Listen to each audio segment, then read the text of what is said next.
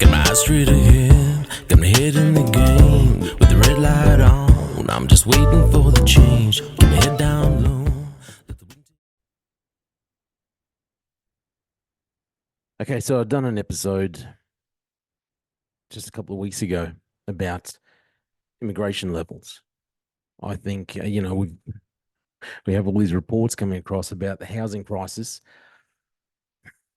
and the government's looking into how they can help solve the housing crisis. Uh, and I did point out, well, maybe if you weren't allowing 700,000 new migrants into the country, we wouldn't have a housing crisis. And not that I'm against migrants coming here, people coming here to live. I get it. It's a great country. Y'all want to come here, but whatever. It's you need to control those borders.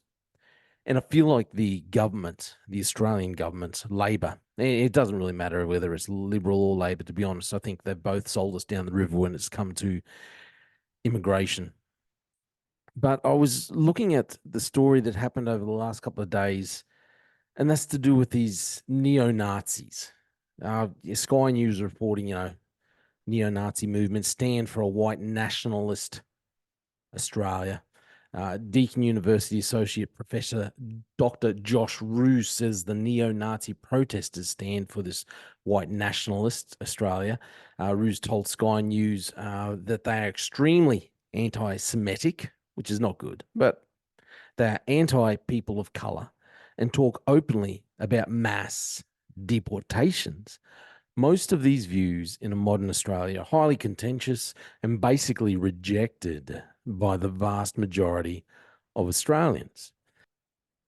I think this is a result of a much bigger issue. And I think the government should really be accepting the blame for this. They have, it's the same thing as what happened in America. America have just, obviously, they've got land borders. So they've just opened up that bottom border in the south around Texas there. And yep, just come what may. Everyone's just walking past. You see footage of people literally just walking into the country. People getting processed, the country, areas in that country having to give up hotels for new immigrants, bypassing all of the legal standards that have been put in place if you wanted to enter that country. Yeah, just come across, and then it's causing so much friction, causes friction with people who over the years have done things the right way, have done things the legal way, gone through the processes, causes friction for people who are living there, looking to buy their house, looking to work, trying to survive, and yet they see people coming into the land illegally while they're struggling, and then these people who are illegally in the country being helped by the government who they are paying taxes to. We're seeing the same thing in Australia. Okay, we haven't got people just walking in, even though a lot of our illegal immigrants, people talk about the boats. A vast majority of illegal immigrants are people who come here by plane. Basically, they just fly in and they just don't leave. They just overstay their visas. That's the vast majority of it.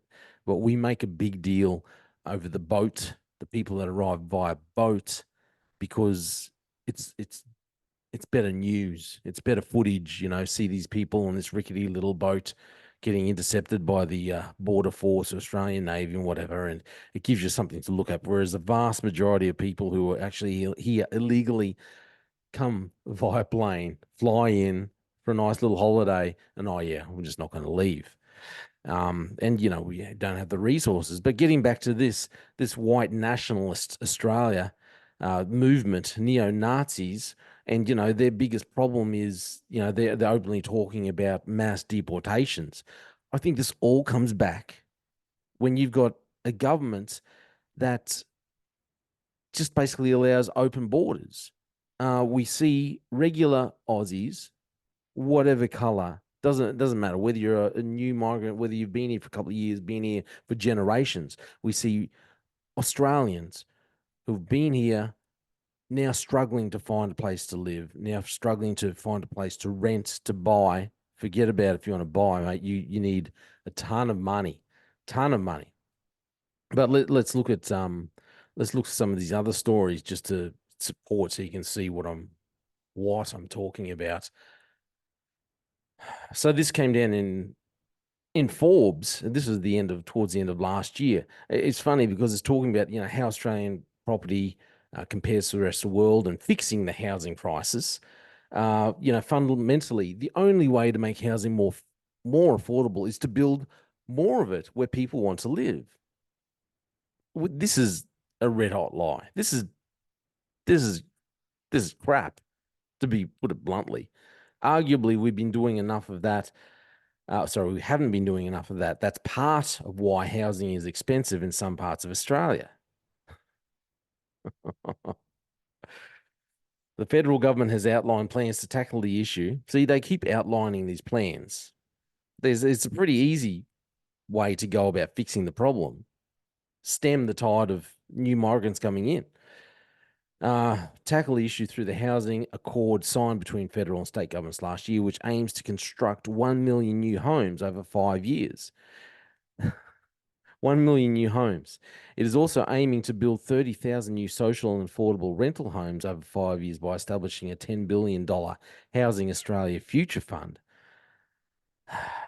In Victoria, former Premier Dan Andrews is also focused on housing, announcing a plan to deliver 800,000 homes over the next decade, including social housing for low-income families.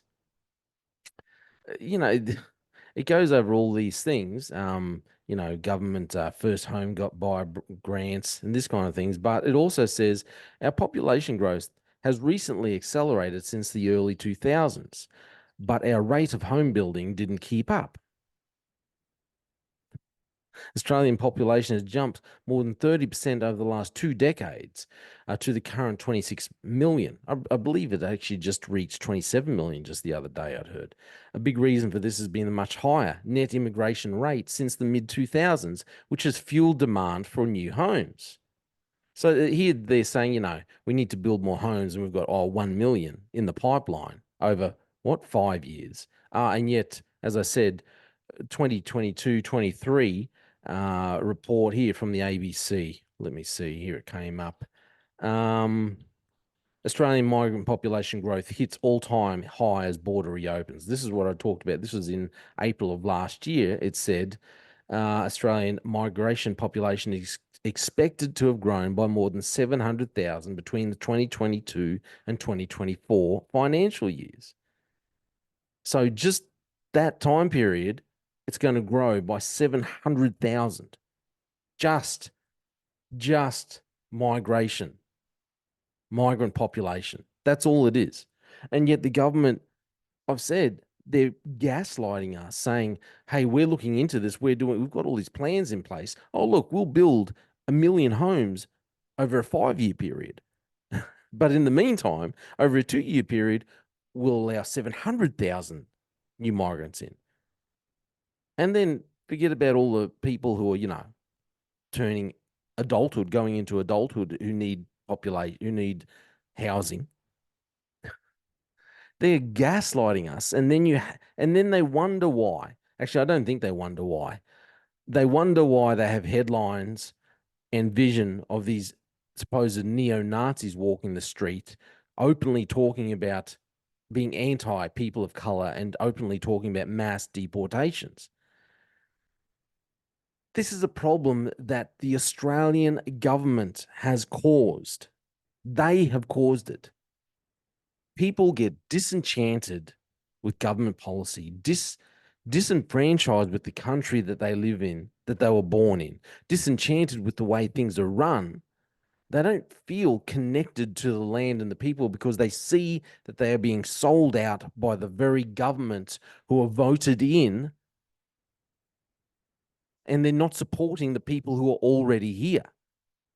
You can't sit there and say, hey, we're going to build all these houses, but it's not going to fix the problem because we're going to allow all these new people in. And why do they allow all these new people in? Because they make money out of these people coming in. Because when these people come in and they buy and push house prices up, government's getting, all their taxes out of this. They don't want house prices to go down or be stagnant because federal and state, make so much tax money out of it. Land tax, stamp duties, if the rates, all the tax that goes into buying a house. So they want a continual supply shortage of housing, because that will continue to allow house prices up. So they continue to allow new migrants in. You notice that they're not letting people, all these poor people in. We stop the boats, and we stop people who are coming in who may be, desperate to come in, but we allow all these rich people to come in because they've got the money to pay for housing, and they'll keep pushing house prices up. They'll keep inflation going. They'll keep making money for the government. And then we have neo-Nazis walking the street, which I do not support, obviously, because they're not going to like me one iota. But this is what you have when you have a government that is gaslighting the population, not supporting the population, not supporting the people who are already here, whether you're black, white, or brindle. They don't care about Australians in general. They just care about money coming into the country. They don't want the property prices to go stagnant. It's all built on a Ponzi scheme anyway, and they don't want people to see that. And then they turn around and say, well, we don't understand why people have these nationalistic points of view anymore. We don't see why. We don't understand why. Who can explain why we've got sudden rise in neo-Nazis across the nation of Australia? Because these people are disenchanted with the way the nation's being run. They know when they're being sold down the river by their own government. I don't support their actions, but you can see, if you don't support the people who are already here, and if you don't help them, if you don't make them feel supported, well, people are going to turn on you. Albanese got booed at the tennis the other day, and it was big news on ABC radio for all the day. They were talking about it. I mean, it's a bit of a pastime with politicians. You're a politician and you go to a sporting event, you're going to get booed.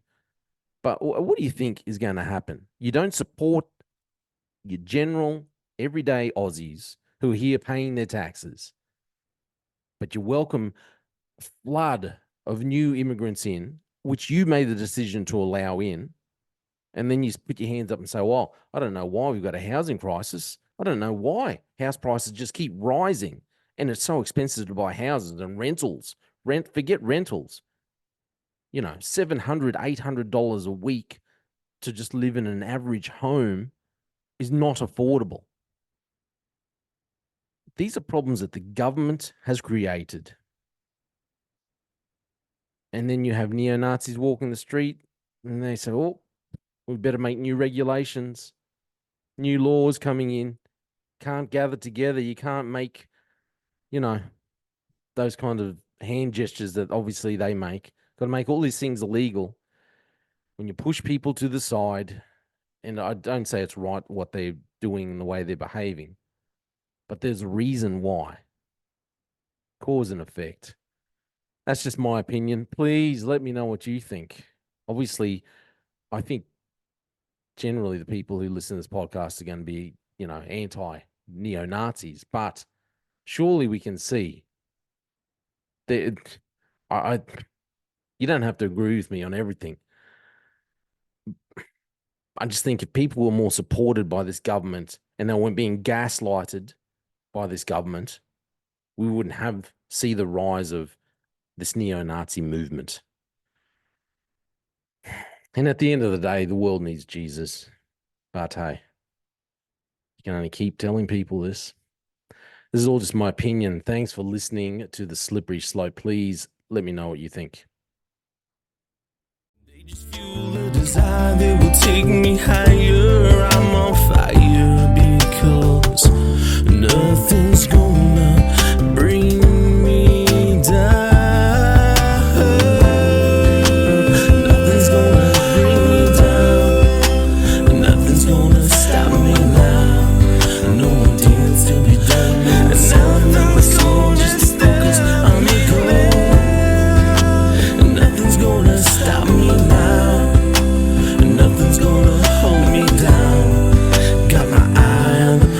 gonna stop